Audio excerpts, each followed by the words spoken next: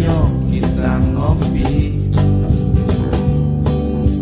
rokok keretek menemani. Sungguh nikmat, apalagi yang harus kita lestari. Jadi orang janganlah sombong, jadi orang jangan takabur. Di atas awan ada burung, di atas ketoprak masih ada telur.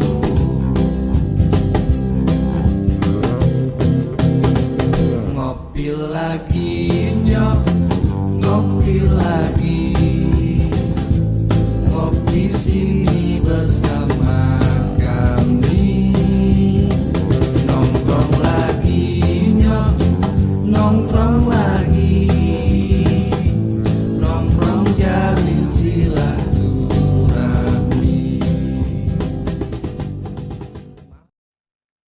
Halo Bray, kali ini Bisgentong mau ngopi lagi nyok bareng Aditya Warman. Dia ini adalah seorang advokat legal dan konsultan. Yuk kita dengerin aja nanti obrolan apa seru-serunya diskusi kita hari ini bersama teman gua. Kemarin kan gue udah ngobrol-ngobrol di channel ini juga soal mengenai kelamnya sisi SMA gue sama Dido. Kelam. Nah sekarang gue mau ngasih pemahaman soal ya berbagi-bagi sedikit ilmu gue lah, ilmu yang gue punyain, tapi mungkin ada juga yang ilmu gue nggak segitu besarnya. Tapi gue coba untuk berbagi aja ke kalian semua. Siapa tahu ada manfaatnya buat kalian semua. Gitu. Sekarang tuh kan banyak orang tuh tinggal di rumah atau menduduki tanah gitu kan. Bertahun-tahun tapi mereka nganggap Ini ngomongin sertifikat nih. iya. Orang tuh banyak sekarang tuh dudukin tanah bertahun-tahun tapi nggak jelas keabsahannya. Ada yang menduduki tapi dia sampai sejauh itu masih pakai girik. Giriknya pun entah dari mana, belum dipecah-pecah giriknya, masih girik induk. Atau ada juga yang menduduki tanah pakai AJB. Nah, AJB ini juga ada juga AJB yang bawah tangan atau AJB yang di notaris tapi dipegang bertahun-tahun dipegang AJB-nya. Tapi AJB ini harusnya kan ada sertifikat yang terlampir dalam AJB itu, tapi enggak, dia cuma pegang AJB doang. Ada juga orang yang pakai sertifikat dudukin tanah tapi dia nggak tahu keabsahan bener nggak sertifikatnya itu.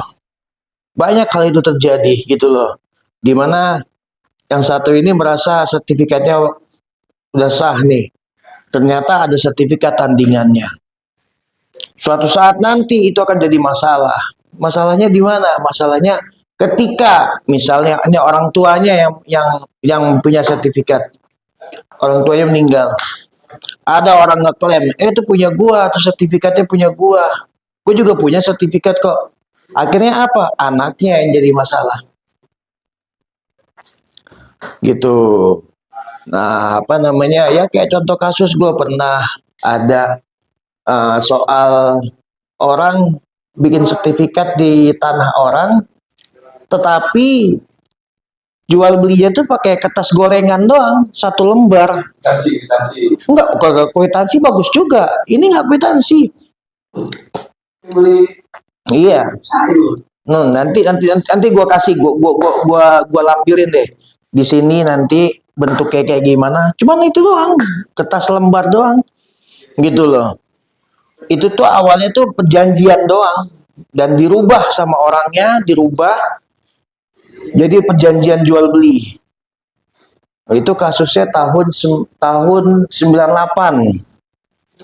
Nah, si klien gua itu minjem duit sama orang ini, minjem duit, dia pinjam duit dong. Pinjam duit 98 itu 15 juta kalau nggak salah. Nah, nanti dibayar setahun lagi. Ya udah lu pakai aja dulu tanah gua. Tanah ini nih buat dipakai buat parkiran mobilnya dia.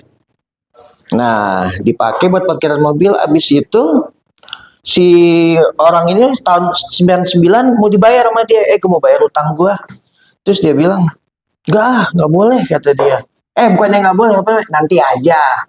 Kita kan tetangga, masa kayak gitu-gitu sih, nanti aja.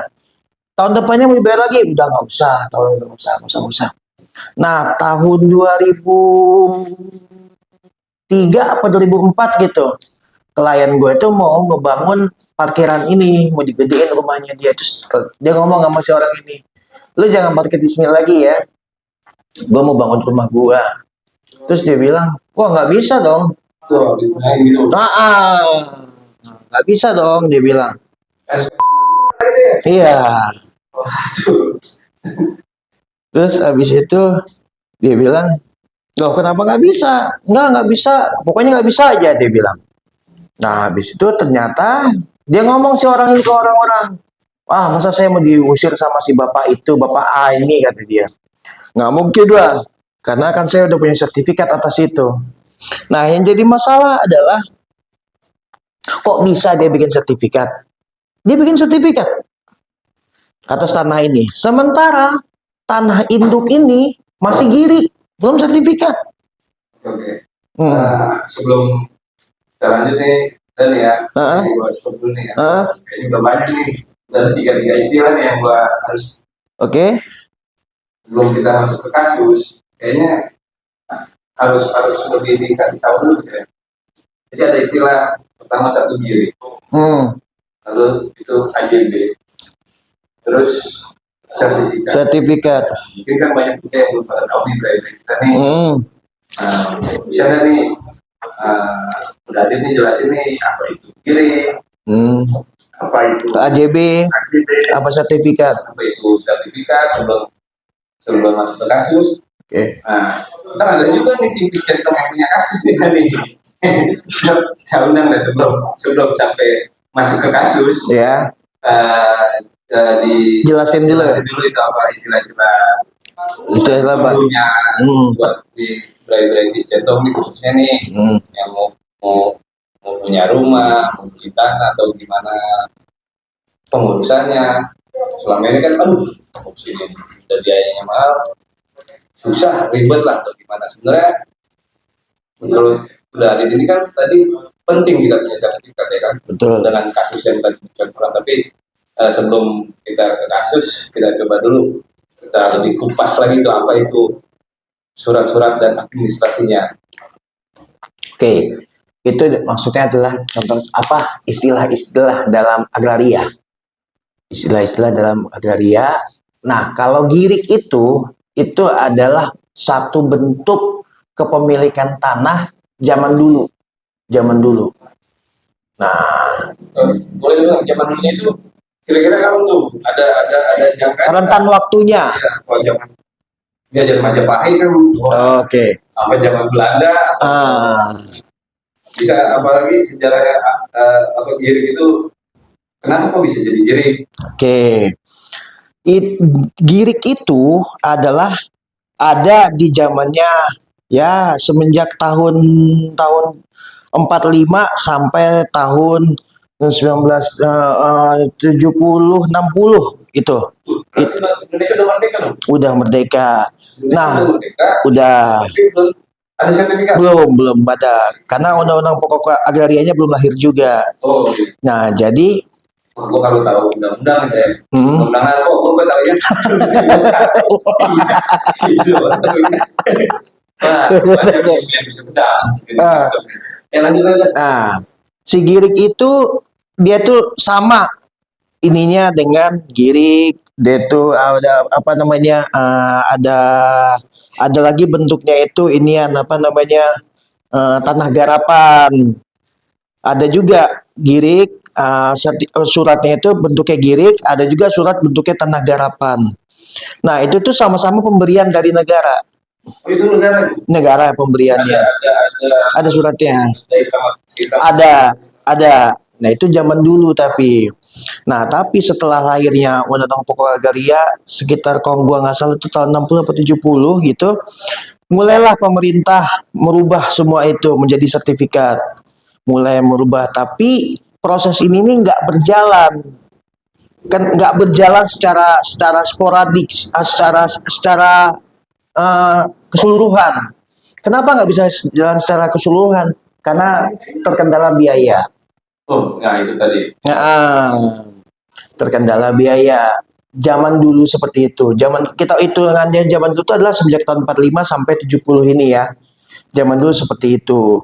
Ternyata setelah akhir Undang-Undang Pokok Agraria ini sampai sekarang, bukan sekarang, sampai tahun 2000 apa Pak Jokowi pertama ini Jokowi 2019 4 tahun ke belakang berarti 14. 14 15 ya. Iya, 14-15 ini itu tuh nggak berjalan juga pembuatan sertifikat itu. Tapi kalau ngomong Pak Jokowi ya, itu kan ada program ini kalau nggak salah namanya Prona. AT, sertifikat hak atas tanah. Itu kalau nggak salah gratis katanya.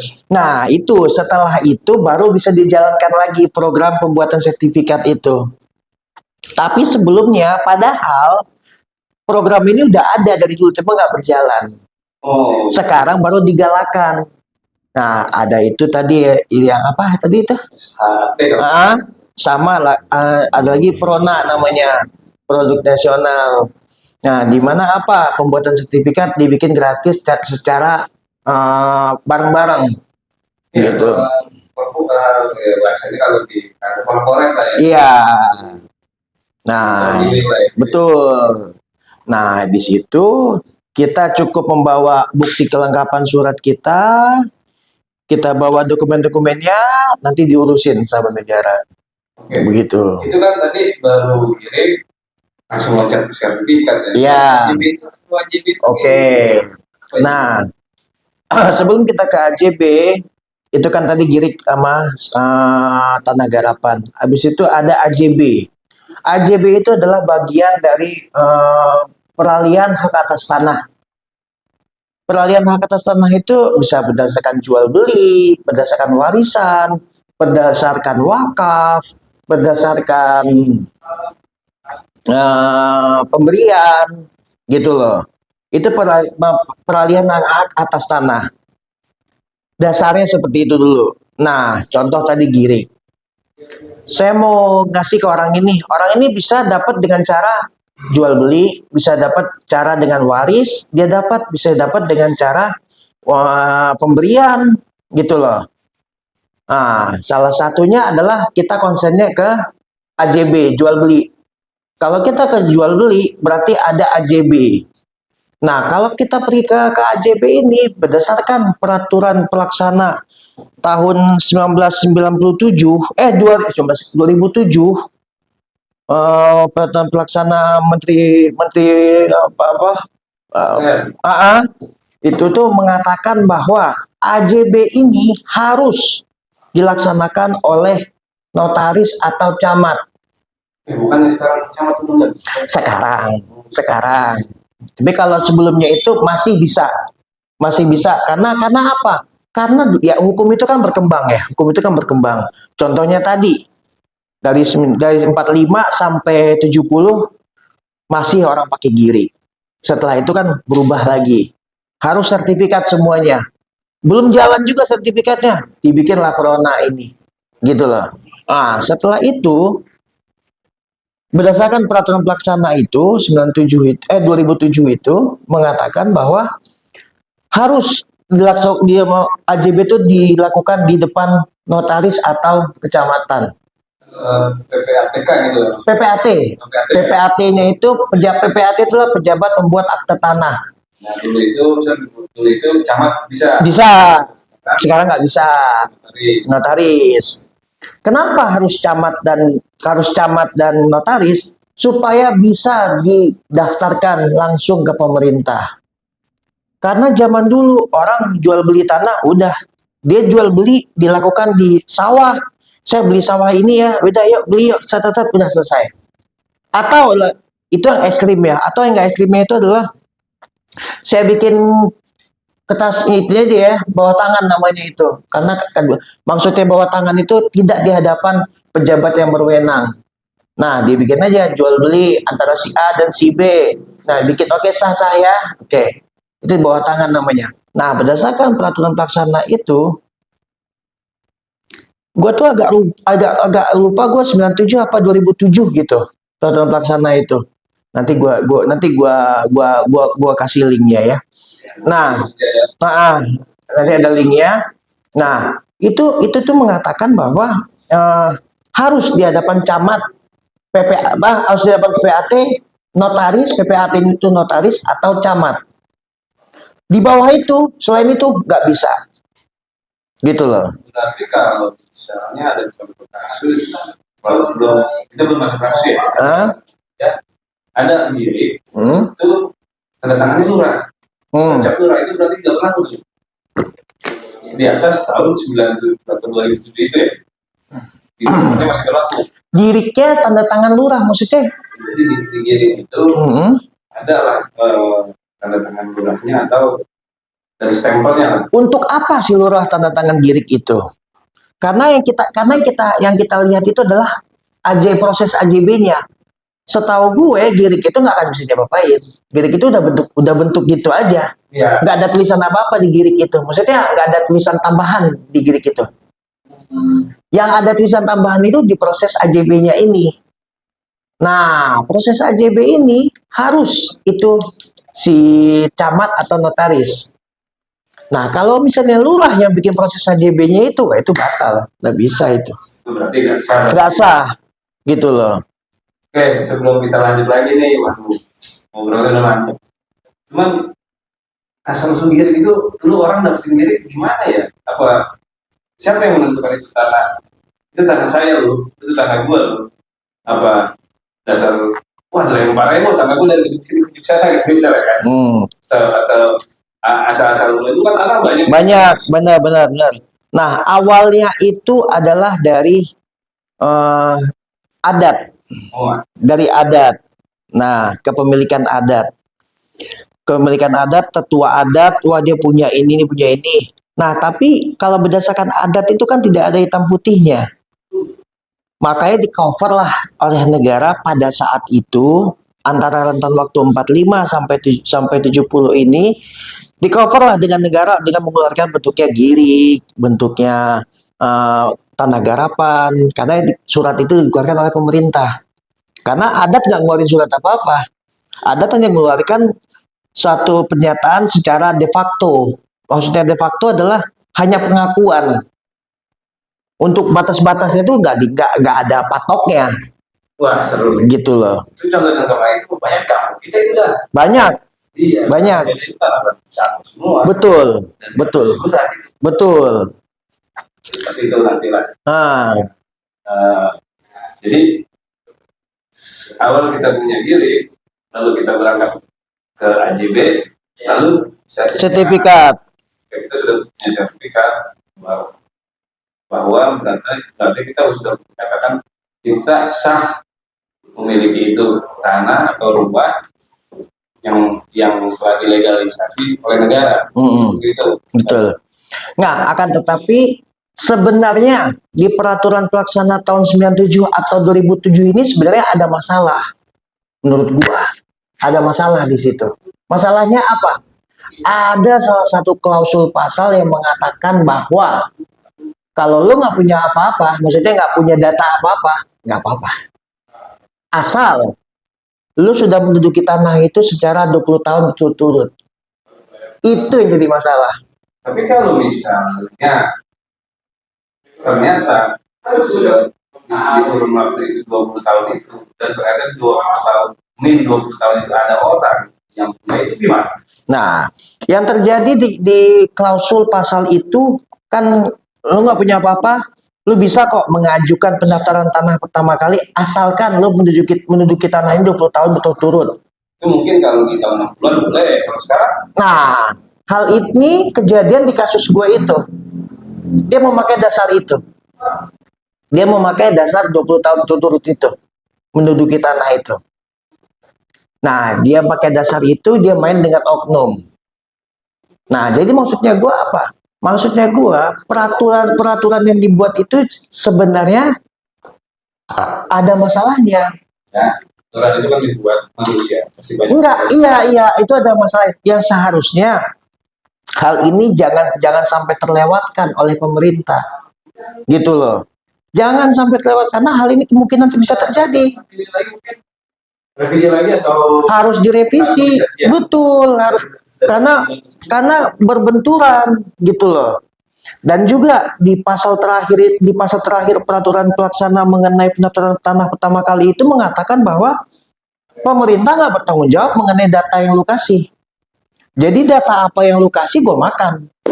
Urusan bener atau enggak urusan lu, bukan urusan gua. Bisa ya dong kita serobot tanah. Betul. Kita ada lama dipakai. Ambil, bisa tempatin dulu.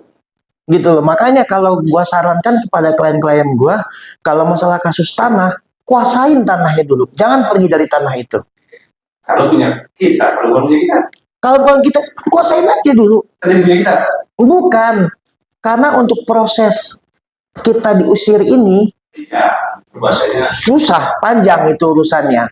membawa keterwakilan lagi. Iya, jadi kalau ada kasus mengenai ke tanah seperti itu, tungguin aja dulu. Terlepas nanti punya lo atau enggak, kita bicara nanti. Gitu loh. Kalau kasus tanah, gitu loh. Makanya hukum itu tuh pisau bermata dua. Lu bisa lihat dari mana aja.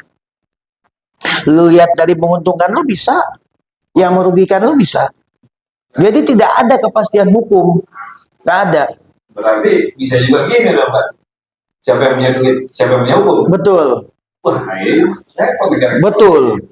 Padahal secara kecil aja, kalau kita pergi ke mall, kayak kemarin masalah pandemi itu, kita dicek, lo ternyata nggak qualified masuk, suhu lu tinggi, lo nggak boleh masuk. Itu peraturan mall. Nggak ada yang bisa ngelawan peraturan itu. Mall sendiri bikin kayak gitu, memang disuruh sama pemerintah, tapi dia punya peraturan yang saklek, nggak boleh masuk. Nggak ada perlawanan lagi di sini. Wah, dia boleh masuk karena kan dia owner. Oh, karena kan dia tenan. Oh, karena kan dia pembeli yang loyal. Nggak ada kayak gitu. Sementara di hukum sendiri bisa kontradiktif. Yang tadi gue bilang aja di peraturan pelaksana mengenai pendaftaran tanah itu mengatakan bahwa mengenai data yang lokasi gue nggak tanggung jawab. Yang seharusnya data yang dikasih ini harusnya pemerintah itu dicek dulu sama dia. Bener nggak punya si Anu? Bener nggak? Ini nggak ada sengketa tanahnya. Ada investigasi gitu loh. Kita ke arah leasing swasta. Ketika kita leasing swasta itu pasti ada yang survei Ya. ke lapangan. Ini bener nggak si Anu? Si Anu ini kerja di sini nggak? Pendapatannya segini nggak? Mumpuni nggak dia kalau ngutang nih? Wah, itu kerja semua. Nah, iya benar. Kamu jalan, kamu bapak nasi itu jalan. Swasta aja bisa melakukan itu. Tapi pemerintah kenapa enggak? Ketika nanti bermasalah di pengadilan misalnya gitu loh. Ada masalah saling menggugat, ada sengketa di situ. Pemerintah ini hanya bertindak sebagai turut tergugat, bukan tergugat. Kenapa dia turut tergugat? Ya tugas dia cuman, kenapa putusannya dikuatkan atau mempertahankan sertifikat yang ada? Gue pertahanin. Kenapa? Sertifikat itu harus dibatalin? Gue batalin. Hanya begitu aja. Jadi nggak ada yang namanya serius-seriusnya itu nggak ada, gitu loh. Jadi secara nggak langsung pemerintah nggak bisa menyatakan kalau secara apa? Oh ini jalannya ini. Iya nggak bisa, Ini tadi. nggak bisa. Tergantung dari Iya, undang-undang itu buatnya di siapa. betul. Diputuskan. Iya, putusan Padahal ternyata nggak begitu, gitu loh. Nah, sebenarnya itu katakan. Iya, bisa aja gitu loh. Nah, jadi itulah makanya hukum ini nih kok begitu ya, gitu loh. Harusnya kan nggak seperti itu, harusnya ada kepastian hukum lah. Mengenai tanah aja lah, itu harus ada kepastian sebenarnya. Kan kasihan orang yang udah bertahun-tahun tinggal di situ. Tahu-taunya ternyata menurut hukum ada orang yang nyerobot, dia yang dimenangin. Kayak kasus kemarin ada orang tuanya menteri kalau nggak salah ya, yang diserobot mantan menteri yang lah kok bisa kayak begitu? Iya, iya kayak kasusnya si artis kemarin itu juga. Kok bisa begitu? Sebenarnya kalau soal kasus nanti, kan gue udah bawain nih, contoh juga dia punya kasus yang mau nanya-nanya, tapi Oke. kita kebetulan orangnya juga kayaknya masih LP kayaknya. Apa itu? Datang. Oh, itu. Nah, terus habis itu peraturan yang dibikin di peraturan pelaksana ini 97 2007 ini itu bisa dikonter nanti, bisa dilawan oleh si pidananya nanti ini. Ada pidana mengenai apa? Pemalsuan dalam sebuah akta, ancaman hukumannya 7 tahun. Gitu loh. Nah, ini bisa diinin dengan pidana. Nah, sementara seharusnya kenapa di dalam peraturan itu tidak ada sanksi pidananya? Karena sifatnya kan perdata. Enggak gitu kan? Enggak gitu ya? Enggak. Contoh kasus kita pergi ke tenaga kerjaan. Undang-Undang Tenaga Kerjaan 13 2003. Itu ada sanksi pidana. Ada sanksi pidana di situ mengenai pengusaha nggak bayar gaji orang, pengusaha telat bayar gaji orang, gitu loh. Pengusaha memberhentikan apa namanya karena orang itu nggak suka langsung dihentikan, itu ada pidananya. Nggak serta-merta begitu. Nah, kenapa di masalah administratif kayak gini? Memang itu perdata. Kenapa nggak ada sanksi pidananya? Kalau seandainya data yang lu kasih ternyata ada perlawanan atau tidak benar, lu pidana di situ. Kenapa ada bikin seperti itu? Karena ada juga di dalam pasal itu menyatakan bahwa setelah proses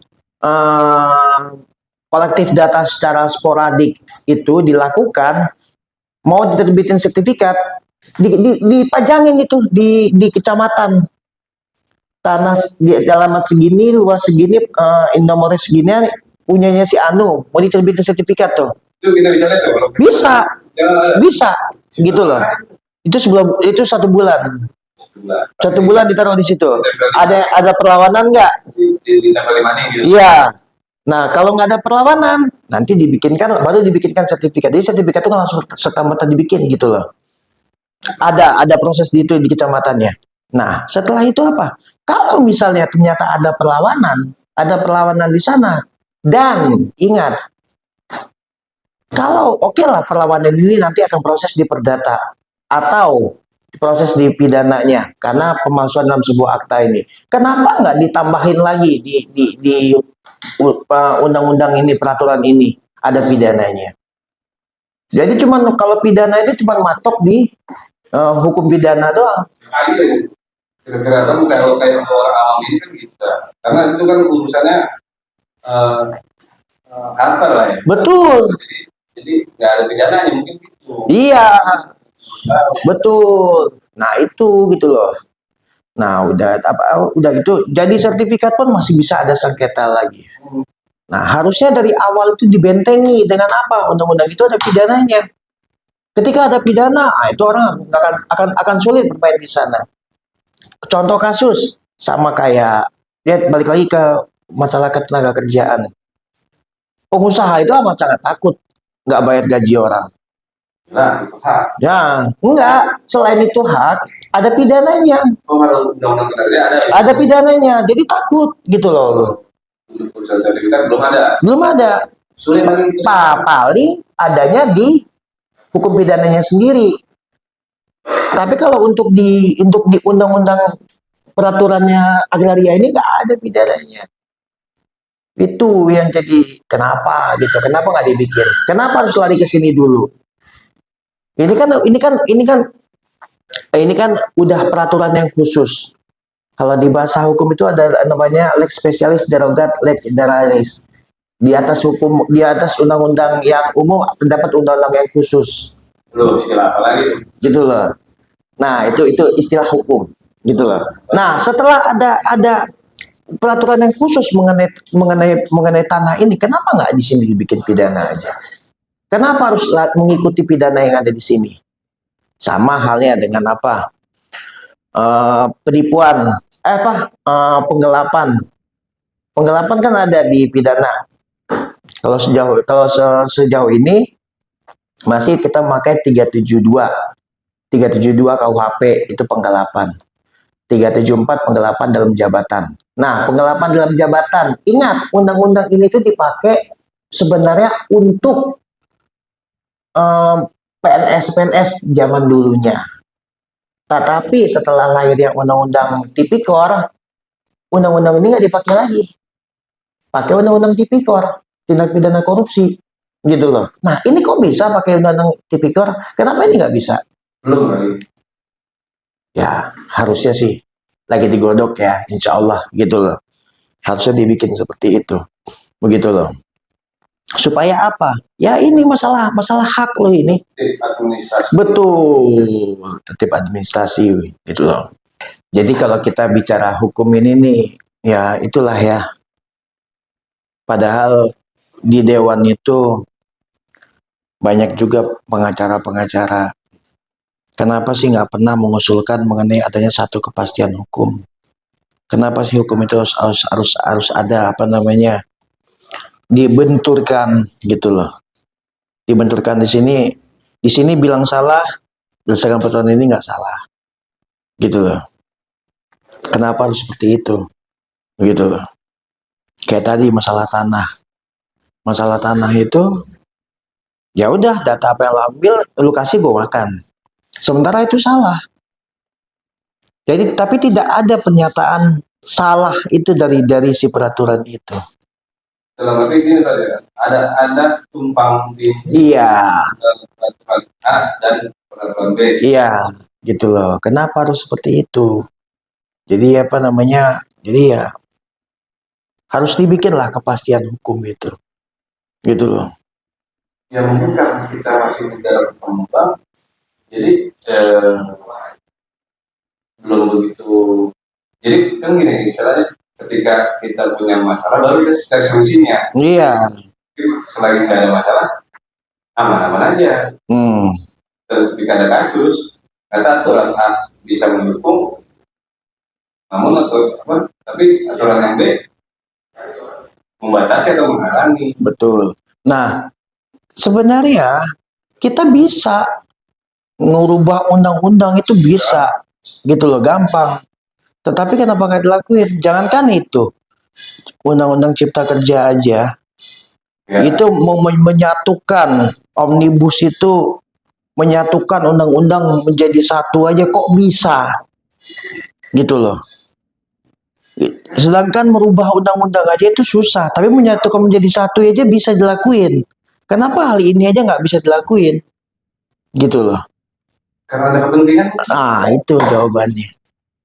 Gitu loh. Harusnya nggak begitu gitu loh. Harus ada kepastiannya lah gitu. Jadi saran gue buat apa namanya ya anggota dewan yang akan menjadi ini supaya betul gitu lah, harusnya dibikin lah. Ya makanya gue tuh pengennya tuh anggota-anggota dewan tuh benar-benar orang yang ngerti soal tata negara, soal undang-undang, soal hukum. Bukannya gue mendiskreditkan artis-artis ya gitu loh. Tapi kalau dia punya wawasan tingkat yang 3 hal ini oke lah gitu. Iya, ada kompetensi ya betul. Ada kebisaannya dia. Tapi kalau misalnya dia nggak bisa apa-apa, cuma bisa duit doang, ya apa yang mau dilakuin? Gitu loh. Nah, sementara menurut gue kan punya ada kawan di DPR itu. Dia itu adalah apa namanya staf ahli. Nah, di mana sih staf ahli ini akan ngasih tahu nih ke orang ini nih. Misalnya lagi ngebahas peraturan A. Nah, dia akan ngasih tahu nih si staf ahli ini mengenai peraturan A ini apa yang bisa lo kali. Karena peraturan ini akan merubah peraturan yang ini. Nah, dia harus pikirin ini baik buruknya bagaimana, apa yang harus dirubah, apa yang harus ditambahkan. Jadi harus dikali itu semuanya. Nah, tapi yang terjadi di lapangan adalah ya udah gue ngikut aja apa kata lu. Lu ngomong apa gue ngikut. Nah, seharusnya kan seperti itu. Gitu loh. Tapi wah itu udah luar jalur nih. Politik sebenarnya aja soalnya ini pas ini. Tapi nggak apa-apa lah kita intermezzo aja. Ini kan kita lagi mau Alhamdulillah, akhirnya kopi datang juga nih. iya nih kopi buat Om Adit. Iya, makasih loh. Makasih loh. Ini kopi Taman Botol. Cap beruang gajah. Beruang apa gajah? Beruang gajah. Dua-duanya berarti ya. Nah, ini beruang sama gajah. Jadi Beruang gajah. orang itu Indonesia berarti Indonesia panas. Saya kan ya ada Madura. Iya. Udah dilanjut. Oke. Makasih ya. Oke. Makasih loh Mas ya. Iya. Sini Mas, biar masuk friends sudah sini Mas. Oke. Oke mantap. Oke mantap. Oh. Nah dia itu ya. Ruang gajah. Gak kombinasi, tapi nggak apa-apa sih mantep deh. Ngopi lagi nya. Wih, ada suaranya ya. Oke, kita lanjutnya ya. Tadi udah ngomongin sertifikat, gua ada kasus tidak. Jadi ada kawan sebenarnya. Gua bingung mulai dari mana ya. Jadi dia punya tanah. Tanah itu waris. Orang tuanya beli itu sama kakaknya, abangnya lah ya. Cuman karena udah lama gitu, maksudnya orang dari itu juga orang lama lah orang. Jadi tanahnya itu juga masih kiri. Nah, kalau terjadilah kesepakatan jual beli tanpa ada surat, karena kan beli sama abang. Betul. Sempat sih ditanya, gimana nih kita? Kayak siapa aja gitu kan. Betul. Tapi efeknya ke sini, ya mohon maaf akhirnya, ya umur kan, ya orang tuanya meninggal. Oke. Orang tuanya meninggal, tanah itu masih kiri dong. Iya. Dan kiri itu masih di atas nama buahnya. Ya kan? Nah, sekarang ini kasusnya itu tanahnya itu dijual. Tapi dia inginnya jualnya itu tanahnya di yang jual abangnya. Iya. Yang dijual itu abangnya lagi. Dan abangnya udah meninggal. Intinya temen gue ini jadi cuma dapat sisanya doang, kronologis ceritanya itu nggak tahu. Tapi di situ ada uang yang dia kejar. Oke. Hanya istilahnya ini kayak lu kemarin ada jual beli, itu jual belinya tempo lagi, kita. Nah, suratnya pas gue tanya, punya dia nggak ada pegang data apa-apa, cuman anak buahnya itu, dia mau bantu. Benar itu ada transaksi jual beli antara orang tuanya dia dan buahnya dia itu. Abangnya kenapa bisa dapat tanah itu dari waknya? Ya karena beli dari bapaknya. Abang dulu kan emaknya dia itu beli sama abangnya. Beli sama abangnya. Tapi nggak tanah. Abang emaknya. Ya. Oh, abang emaknya. Oke, beli. Nah, itu kan. Iya, oke. Saudara, suratnya nggak diurus. Oke. Kalau dua-duanya. Nah, ini anaknya jadinya. Dia punya 4 bersaudara. Ada abangnya yang ngurus. Tapi sekarang abangnya sudah meninggal. Abangnya meninggal. Nah, sama abangnya itu sebelum meninggal dijual tuh. Dengan catatan katanya si suratnya mau diurus. Tapi sampai sekarang belum jadi. Jadi walaupun datanya udah masuk sebagian. Oke. Nah, masuk sebagian ke notaris berarti? Iya, udah di notaris. Udah di notaris. Cuman ya, teman gue itu udah dapat bagian. Jadi kan itu tanah orang tua. Jadi waris dong. Iya. Itu jatahnya berapa sih? Itu jatahnya berapa? Nah, karena bayarnya tempo, teman gue ini masih dapatlah jatahnya dia. Nah, sekarang ini kasusnya dia mau tagih, tapi kan karena dia nggak tahu ceritanya, karena kalau itu proses Abangnya udah meninggal. Iya, cuman ke titipan cuma omongan. betul. Iya, yang pembelinya itu sih ya mengakui kalau emang dia beli. Dia beli. Ketika ditagih itu susah. Oke. Nah, kalau kasus ini yang terjadi harus melibatkan, karena ini girik. Kalau girik berarti masih induk berarti. Ya. Masih induk. Berarti kalau induk berarti punya engkongnya, punya kakeknya. Iya, punya kakeknya ya. Nah, berarti kalau kakeknya berarti jatuhnya omnya loh. omnya. Girik atas nama omnya. Omnya udah mati. Udah mati. Omnya udah mati. Nah, berarti berurusan sama anak omnya. Nah, ajak anak omnya nih untuk melakukan proses AJB dengan si orang ini. Nah, proses AJB itu tadi gue omongin tadi. Ini kan karena ini girik berarti pendaftaran tanah pertama kali berarti masuk ke PP 97 tadi. Nah, kalau masuk ke PP 97 itu tadi berarti si orang ini bikin AJB di PPAT. PPAT-nya kalau sekarang berarti di notaris. Nah, bawa nih, berarti atas nama. Jadi ini langsung aja, nggak usah bikin 2 kali. Seharusnya ini sertifikat 2 kali. Seharusnya. Nah, tapi kalau udah terjadi seperti ini, bikin aja sertifikat sekali. Jadi langsung dari tantenya, anak omnya ke si pembeli. Nah, bawa itu pergilah ke notaris, pergi ke notaris, bawa si orang itunya. Begitu. Nah, nanti mengenai biaya-biayanya seharusnya itu dibagi 2. Mengenai pembiayaan di notaris ini dibagi 2 antara penjual dan pembeli. Biasanya. Tapi menurut omongan ini bagaimana? Karena itu menyangkut pembelian nanti. Pengetahuan ada aturannya nggak ya? Misal pembeli pajak. Oh, itu pajak. Kalau pajak iya, pajak penjual, pajak pembeli itu ada. Itu ada ketentuannya. Ada ketentuannya. Kalau pembeli itu kalau nggak salah 2,5 kalau nggak salah. Dari harga jual. Kalau pajak penjual kan dia dapat duit yang banyak, dia 5%.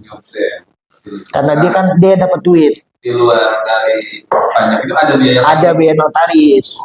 Biaya notaris untuk biaya apa aja notarisnya? 1 biaya notaris, 2 biaya pengukuran, 2 selanjutnya biaya penerbitan sertifikat. Gitu loh. Itu tuh ada biayanya. Nah, biaya ini siapa yang nanggung? Nah, biar lebih ada mediasinya di situ, ada kekeluargaan di situ, seharusnya dibagi 2 aja. Dibagi 2 antara penjual dengan pembeli.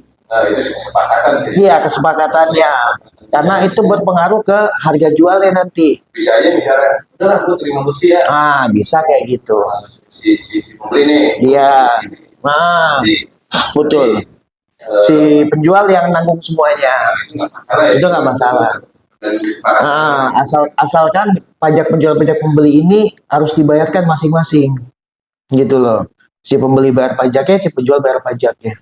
Nah, itu kan baru AJB tuh. Itu AJB, proses AJB. Ketika mau naik sertifikat, ada biaya lagi atau enggak? Semua itu ada di awal kok. Sudah diinclude di situ. Sudah diinclude di situ. Itu. Jadi berarti untuk kasus yang temen gue ini lebih bagus langsung aja ya dari langsung. Iya. Itu. Pergi ke notaris, bawa si pembelinya. Kalau bikin akta jual beli. Kalau misalnya tadi kan katanya kan ada pembayaran secara cicilan, ya kan? Bikin surat baru, perjanjian baru, gitu loh. Di perjanjian ini, jadi ada AJB, dibikin lagi surat perjanjian di notaris itu juga. Bikin surat perjanjian mengenai apa? Bahwa AJB ini bisa terjadi karena pembelian girik ini. Pembelian girik ini itu 1. Yang kedua, ini transaksi ini sebesar berapa? 3, pembayarannya dilakukan dengan cara apa? Yang keempat, kapankah sertifikat bisa dibalik nama? Apakah setelah lunas atau proses ini bisa jadi balik nama? Karena ingat di dalam AJB itu hanya dicantumkan klausul mengenai telah dijual, tanah sekian dengan harga sekian. Mengenai pembayaran hanya dikasih tahu, tidak dirinci, dikasih tahu di situ pembayarannya Cara cicil. cicil, apa itu tadi. Jadi dibikin perjanjian itu dua, tapi merujuk semuanya. Jadi ya mungkin lebih bagusnya ketika lunas baru sertifikatnya. Iya, seharusnya seperti itu. Karena apa namanya? Seharusnya kan proses AJB ini selanjutnya itu sertifikat. Karena harus diingat, ketika AJB ini terjadi, AJB itu berlaku hanya 1 bulan sekarang ini. Harus cepat-cepat dibikin sertifikat. Kenapa berlaku 1 bulan? Karena masih banyak, yaitu tadi, kita balik ke awal tadi.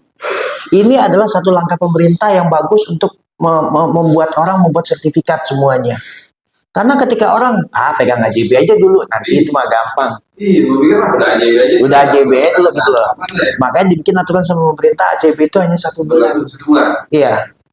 Kalau nggak dihukum, berarti ada lagi dong biaya setelah dari AJB. Sebenarnya itu adalah upaya paksa pemerintah supaya ketika dia melakukan AJB langsung bikin sertifikat. Tapi kalau misalnya pada prakteknya ada juga yang lebih. Ya tadi kita awal tadi bicara hukum Indonesia itu saling bertolak belakang. Ada aturan yang mengatakan sebulan doang. Tetapi lebih sebulan gimana? Gak apa-apa. Jadi nggak ada ancaman apa-apa juga.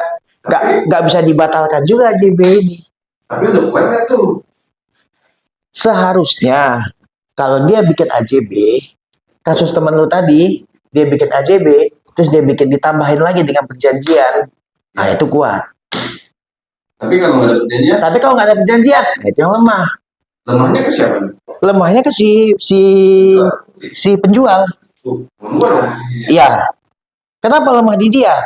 Karena di AJB itu hanya telah dijual tanah dengan harga sekian, dan diterima oleh penjual. Mengenai cicilannya dikasih tahu nggak di situ? Kan nggak ada. Nah nanti si pembeli akan nuntut. Mana sertifikatnya, kan udah AJB. Ya. Nah di mana yang membunyikan bahwa lu kan masih ngutang? Ya. Kan? Nggak ada. Berarti dalam arti kalau kayak gitu sebenarnya kalau kasus seperti itu, dibuatkanlah perjanjian. Oke, AJB ini AJB ini dijadikan sertifikat. Ada perjanjian. Setelah dijadikan sertifikat, dibikin HT. HT itu maksudnya apa? Hak tanggungan. Hak tanggungannya si penjual. Hak tanggungannya si pembeli atas si penjual. Jadi sertifikat jadiin aja sertifikatnya. Tapi ditaruh HT di sana, ditaruh hak tanggungan di sana. Jadi ketika terjadi apa-apa, tidak dibayar, tidak lunas dalam rentan waktu yang ditentukan, HT ini bisa langsung disu ke pengadilan tanpa proses gugatan. Hanya mengajukan permohonan aja ke pengadilan, menang dia. Itu bisa balik ke dia lagi. Cuman kalau misalnya misalnya kita nggak ngerti nih ya, kayak itu kan ketika si pembeli tadi itu pegang AJB bisa aja dia ngeles-ngeles diam-diam dia bawa AJB-nya datang ke dijadiin sertifikat, udah atas nama dia. Betul. Nah, ketika gue sebagai penjual, gue mau minta karena nggak ada perjanjian itu, kalah gue dong berarti. Iya. Nah, makanya butuh si perjanjian itu tadi. Perjanjian itu harus ada. Gitu loh. Jangan disepelekan itu, karena masalah itu akan terjadi. Misalnya, ternyata si pembeli ini dia yang menentukan si notaris. Notaris ini adalah temannya dia, misalnya. Ya. Oknum notaris ini adalah teman dia. Ketika oknum notaris ini teman dia kan bilang sama oknum notaris ini, udah lu bikinin aja sertifikatnya. Ketika sertifikat jadi, sertifikat adalah akta otentik di dunia. Kalau kita bicara akhirat itu adalah Al-Quran. Tapi kalau di dunia ini akta otentik kepemilikan hak itu adalah sertifikat. Siapa nama yang ada di sertifikat adalah pemilik yang sah, terlepas dari embel-embel apa yang terjadi. Tapi itu berarti notaris itu kan menentukan kan ya. Mm-mm. Kalau setahu gua kan itu ketika notaris itu membuat atau dia buat AJB atau apa itu kan berarti kan ada ketentuan-ketentuan yang Iya. misalnya tadi ketika dia jual beli berarti kan yang beli ada Iya, jual ada. berhadapan di depan saya karena itu ada kata-kata di atas AJB itu ada kata-katanya adalah telah menghadap kepada saya Bapak si fulan, Ibu si fulan. Itu ada kata-kata itu harus ada. Dan saksi ada juga kan Saksinya ada. Saksi itu biasanya orang di kantor notaris itu. bisa disiapkan. Bisa disiapkan, betul Nah, gitu. kalau misalnya ternyata kejadiannya Nggak ada yang menghadap. antara misalnya salah satu atau yang pasti misalnya pembelinya mungkin nggak mungkin penjualnya ini yang nggak ada Nah, tapi bisa, jadi tuh sertifikat gitu kan bisa. atau AJB itu bisa itu Bisa. nggak ada sanksi dari Nah, itu tadi. kok bisa kan gua nggak datang Oke. si pembeli itu bisa. Nah, kalau kasusnya seperti itu, yang tadi gue bilang di awal tadi, di peraturan agraria tidak ada sanksi pidana. Berarti nggak bisa digugat. Notaris itu nggak bisa digugat notaris. Tapi ada di peraturan pidana mengenai itu. Wah, Bukan penipuan. Maksudnya itu adalah 263 mengenai 263 KUH pidana itu mengatakan mengenai pemalsuan dalam sebuah akta. pemasukan ya. Nah, pemalsuan kalau misalnya terjadi kasus seperti itu ada beberapa dugaan pasal yang terjadi. 263 mengenai pemalsuan dalam sebuah akta, ancaman hukumannya 7 tahun, sama itu adalah pemalsuan. Dia bisa Jadi pemalsuan akta sama pemalsuan itu beda. Kalau pemalsuan akta dalam sebuah akta otentik itu tadi, karena dia membuat suatu skema penipuan, pemalsuan dalam membuat sertifikat ini. ya. Kalau pemalsuan itu lebih cenderung ke tanda tangan. Nah, kalau AJB itu pasti ada tanda tangan. Iya, jadi tadi. Nah, Ini kan kasus ada nih dah yang ternyata aku nggak datang ke kantor. iya. Jadi, Nah, masuklah pemalsuan. yang menyatakan nih misalnya gue nih. Nah, gue nggak bikin apa-apa kok bisa jadi, Ya. gitu. Itu kan pasti ada yang dipalsukan. Nah, itu kita bisa gugat notarisnya atau Itu ada banyak hal yang bisa dilakukan di sana. Satu, laporan secara pidana. Kedua, ketika sertifikat sudah jadi, batalkan sertifikatnya. ya. Berarti gugat. Ya. Gugat kemana? Bisa ke pengadilan negeri, bisa ke Petun, Itu loh. Tata Usaha Negara, PTUN. Gitu loh, bisa ke Petun gugatnya. Ke pengadilan negeri juga bisa. Oh ya, nah kalau itu kan berarti ada tanda tangan yang dipalsukan. Ya. Berarti dia bisa kena pidananya, bisa ke gugatan. Nah, ingat di pidana ini bisa lo laporin si pembeli plus notarisnya Karena notaris itu yang menerbitkan. fasilitasi lah. Ya. Betul. Dan kalau kasus sekarang untuk kita ribut dengan notaris agak lebih mudah.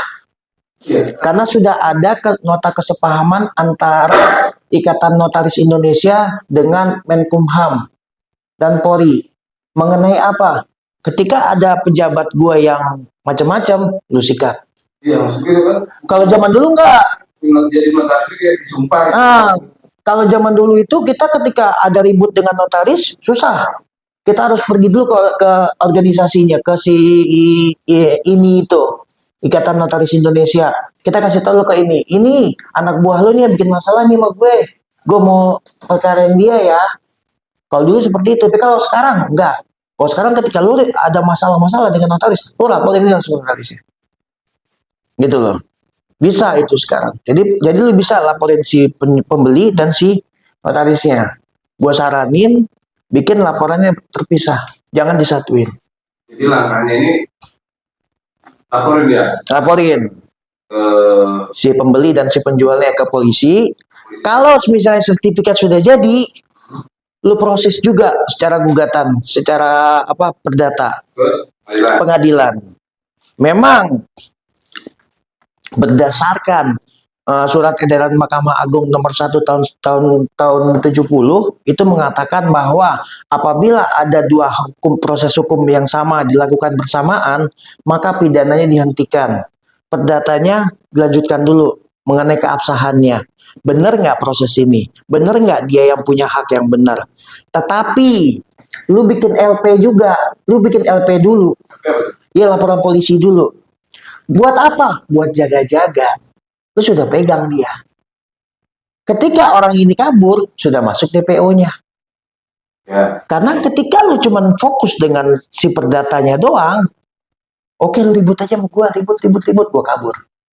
Polisinya, Sebenarnya kan gini kan, kalau kasus ini kan, kalau dia sampai kabur, dia sudah ada yang masuk separuh. Gitu kan. Ya kalau dia kabur mungkin dong, si orang ini. yang pembelinya. Tapi kan permainan dia dengan si oknum notaris kan gila. Ya itu yang bisa Itu gila. bisa digugat kan. Bukan kita nggak usah masuk perdatanya, pidananya dulu. Nah, itu kan gila proses itu. Ya, karena ada tadi pemalsuan lah ya. Betul, gitu loh. Nah, daripada gua ini nih, gokil nih, gitu loh. Tapi bisa nggak? Nah, kita selesaiin secara Kekeluargaan, ya bisa, gitu. Supaya bisa cincin, Bisa, gitu loh. Makanya di kepolisian pun kan juga ada restorasi justice, mediasi, itu bisa dilakukan, gitu loh. Itulah budaya orang Indonesia. Indonesia, Itu bisa betul. dimusyawarai. Asal bukan tindak pidana murni, Maksudnya mungkin pembunuhan.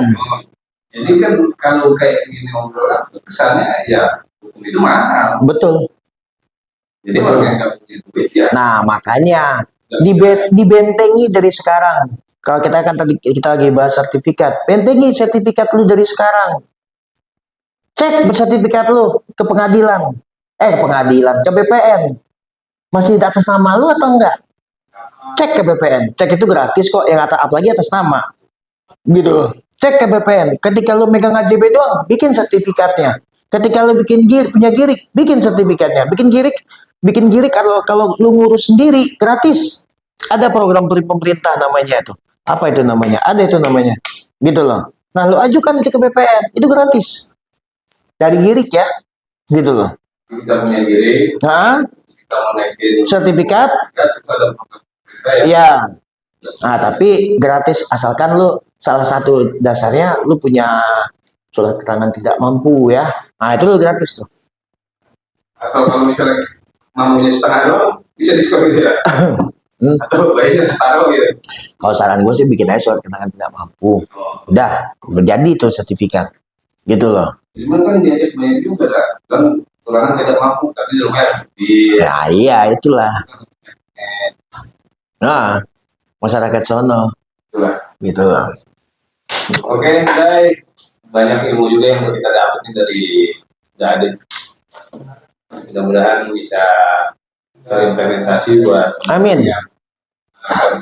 nonton apa lah ini. Ya, obrolan sambil ngopi gua. Jadi waktunya banyak nih, kerennya masih nunggu dari gangguin berapa jam ini. Gratis lagi, coba karena lagi kasus.